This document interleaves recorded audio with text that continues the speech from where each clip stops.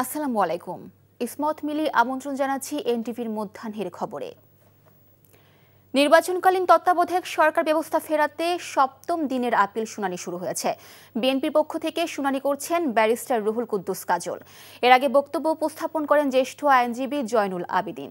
প্রধান বিচারপতি সৈয়দ রেফাত আহমেদের নেতৃত্বাধীন আপিল বিভাগের 7 সদস্যের পূর্ণাঙ্গ বেঞ্চে শুনানি শুরু হয়।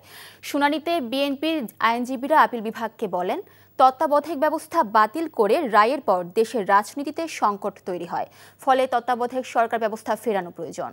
এর আগে জামায়াত ও সুজনের পক্ষে শুনানিতেও আইনজীবীরা তত্ত্বাবধায়ক ব্যবস্থা ফেরাতে আইনি যুক্তি তুলে ধরেন। গত 27 আগস্ট তত্ত্বাবধায়ক সরকার ব্যবস্থা বাতিলের রায় পুনর্বিবেচনা চেয়ে করা আবেদন মঞ্জুর করেন সর্বোচ্চ আদালত। দেয়া হয় আপিলের অনুমতি।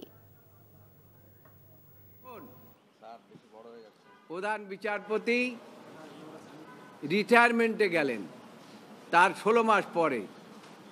সেই জন্য আমি বলেছি যে ফার্স্ট পার্টটাকে আমরা যদি অ্যাপিল বিভাগের জাজমেন্ট ধরি, সেকেন্ড পার্টটা according to our country law as well as the other country, সেখানে আর কোনো স্কোপ নাই। বিএনপি মহাসচিব মির্জা ফখরুল ইসলাম আলমগীরের সঙ্গে সৌজন্য সাক্ষাৎ করেছেন ঢাকায় নিযুক্ত মিশরের রাষ্ট্রদূত ওমর ফাহমি। সকাল 11টায় গুলশানে বিএনপি চেয়ারপারসনের কার্যালয়ে এই সাক্ষাৎ হয়। সাক্ষাৎকালে বাংলাদেশ ও মিশরের পারস্পরিক সম্পর্ক, আঞ্চলিক ও আন্তর্জাতিক সমসাময়িক বিষয় সহ দুই দেশের রাজনৈতিক পরিস্থিতি নিয়ে আলোচনা হয়। এ সময় উপস্থিত ছিলেন চেয়ারপারসনের ফরেন অ্যাফেয়ার্স অ্যাডভাইজারি কমিটির সদস্য আমির খসরু মাহমুদ চৌধুরী, বিএনপির ভারপ্রাপ্ত চেয়ারম্যানের আন্তর্জাতিক বিষয়ক উপদেষ্টা হুমায়ুন কবির এবং চেয়ারপারসনের পররাষ্ট্রনীতি বিষয়ক বিশেষ সহযোগী উপদেষ্টা কমিটির সদস্য শামা ওবায়েদ। সাক্ষাৎকালে উভয় পক্ষ দুই দেশের জনগণের পারস্পরিক সম্পর্ক আরও জোরদার ও গণতান্ত্রিক বন্ধন সুদৃঢ় করার উপর আলোচনা করেন। চাঁদপুর 4 আসনে বিএনপির সম্ভাব্য প্রার্থীর তালিকায় নাম না থাকায় দলটির স্থানীয় নেতা এম.এ. হান্নানের সমর্থকরা বিক্ষোভ মিছিল, সড়ক অবরোধ ও টায়ার আগুন জ্বালিয়ে প্রতিবাদ কর্মসূচি পালন করেছে। ঘটনাস্থলে আছেন আমাদের স্থানীয় প্রতিনিধি শরীফুল ইসলাম। সরাসরি চলে যাচ্ছি তার কাছে। শরীফুল, সড়ক অবরোধ করে বিক্ষোভ করায় যান চলাচলের অবস্থা কেমন দেখছেন?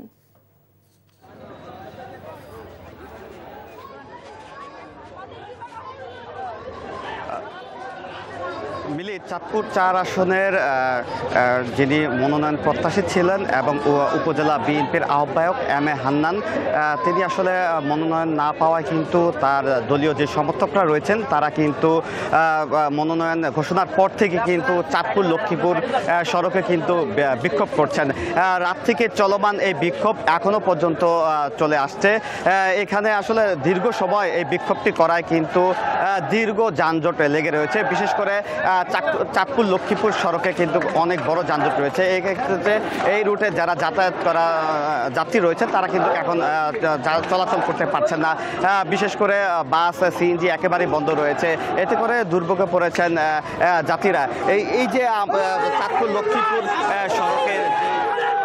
সড়কটি রয়েছে একবারে উপজেলার মূল বাস স্ট্যান্ড এলাকায়, কিন্তু এখানে হাজারো নেতা কর্মীরা কিন্তু এখানে জড়ো হয়েছে। তারা টায়ার জ্বালিয়ে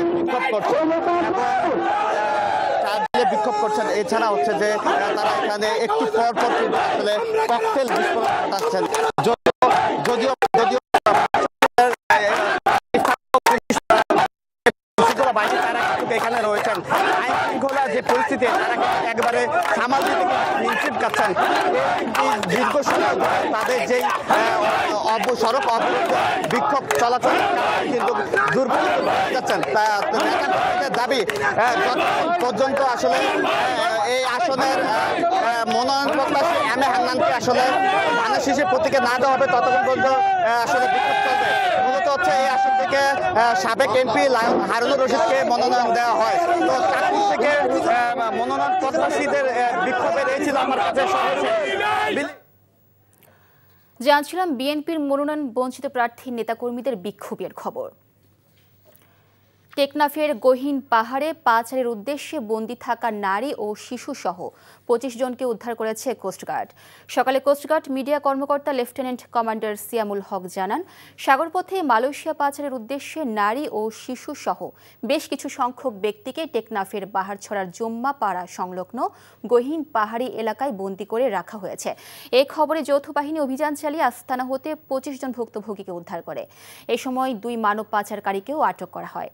উদ্ধারকারীরা জানান, উচ্চ বেতনের চাকরি এবং অল্প খরচে বিদেশ যাত্রার প্রলোভন দেখিয়ে দেশের বিভিন্ন এলাকা থেকে বাংলাদেশি ও রোহিঙ্গা নাগরিকদের মালয়েশিয়া গমনে উদ্বুদ্ধ করে সাগরপথে পাচারের পরিকল্পনা করা হচ্ছিল।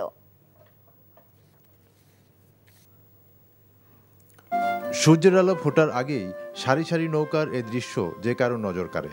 প্রকৃতির অপরূপ সৌন্দর্য আর জীবন বাস্তবতার মিলন যেন এখানে প্রকট হয়ে যায়। পিরোজপুরের নাজিরপুরে কৃষকরা নিজের উৎপাদিত সবজি তুলে নৌকায় করে ভোরের সূর্যের আলো ফোটার আগেই নিয়ে যান উপজেলার বেলুয়া নদীর বৈঠাকাটার ভাসমান হাটে। এখানে বিক্রি হয় টাটকা সবজি, সবজির চারাসহ অন্য সব শস্য। সকাল 10টার মধ্যেই বিক্রি হয়ে যায় সব পণ্য। আজ থেকে প্রায় 100 বছরের কাছাকাছি অনেক পুরানো বাজার। কাঁচামালের ব্যবসা করি, যেমন আমার নিজের ক্ষেতে চাষ করে আনি, তারপরে কিছু ক্রয় করে আনি, আবার এখানে পাইকারি বিক্রি করি। এখন এখানে এলে কাঁচামালের হাট, কয়েকদিন পরে আপনার যে তরমুজের হাট মেলে ওপার কোটি কোটি টাকা বিনিয়োগ এখানে বিক্রি করা হয়। স্থানীয়ভাবে উৎপাদিত শস্য সামগ্রী নিয়ে সপ্তাহের প্রতি শনি ও মঙ্গলবার চাষিরা আসেন ছোট ছোট নৌকা করে এ ভাসমান হাটে। এরপর সেগুলো পাইকারি ক্রেতারা কিনে নিয়ে যান দেশের বিভিন্ন প্রান্তে।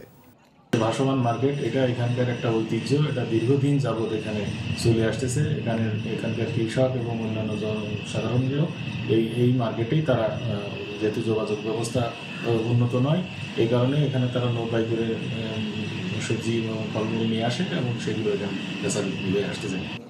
এই ভাসমান হাটকে কেন্দ্র করে বৈঠাকাটায় গড়ে উঠেছে প্রায় 1 কিলোমিটার দীর্ঘ একটি বাজার।